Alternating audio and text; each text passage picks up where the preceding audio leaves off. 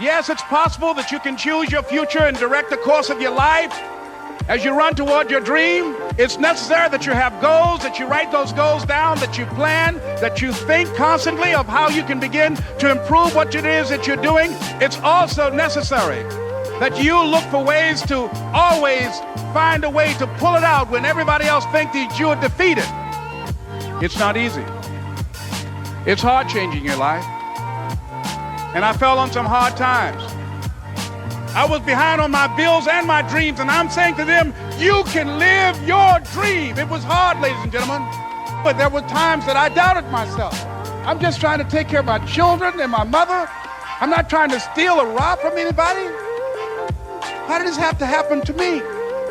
For those of you that have experienced some hardships, don't give up on your dream. Never knowing my mother or father, it's a long shot.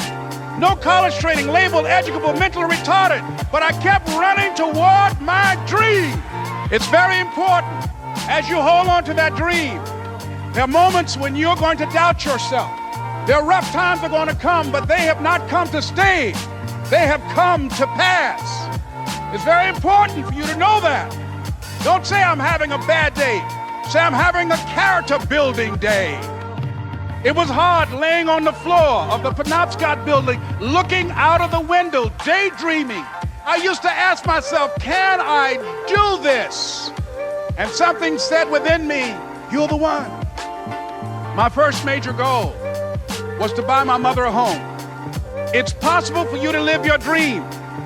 It's necessary that you associate with winners, that you work your system, that you are relentless, that you never give up.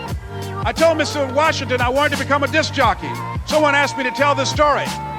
And he said, Les Brown, he said, if you want to do anything worthwhile in life, you've got to be hungry. I went to a guy named Milton Butterball.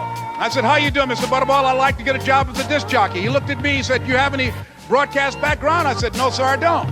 You have any journalism background? I said, no, sir, I don't. He said, we don't have any jobs available. I said, yes, sir. I went back to Mr. Washington and I told him, he said, don't take it personally. He said, most people are so negative, they will have to say no 7 times before they say yes. He said, go back again. So I went back again. I said, how you doing, Mr. Butterball? My name is Les Brown. He said, I know what your name is. What do you want?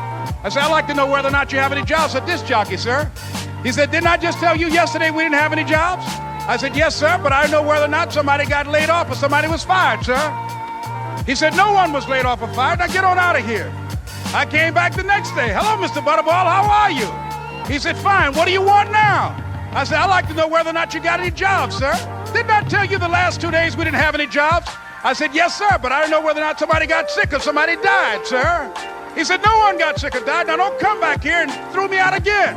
I came back the next day like I was seeing him for the first time. I said, hello, Mr. Butterball, how are you? He looked at me with rage. He said, go get me some coffee. I said, yes, sir. And one day, one Saturday afternoon, while I was at the radio station, a guy named Rock was drinking while he was on the air. I was the only one there, looking at him through the control room windows, walking back and forth, young, ready, and hungry. I was saying, drink, Rock, drink. Drink, Rock. I'd have gone to get him some more if he'd asked me to. Pretty soon the phone rang and it was the general manager. And I answered the phone. I said, hello? He said, Les, this is Mr. Klein. I said, I know. He said, Rock can't finish his program. I said, I know. He said, would you call one of the other DJs in? I said, yes, sir. I hung the phone up. I said, now he must think I'm crazy. I called my mom and my girlfriend, Cassandra. I said, y'all turn up the radio and come out on the front porch. I'm about to come on the air.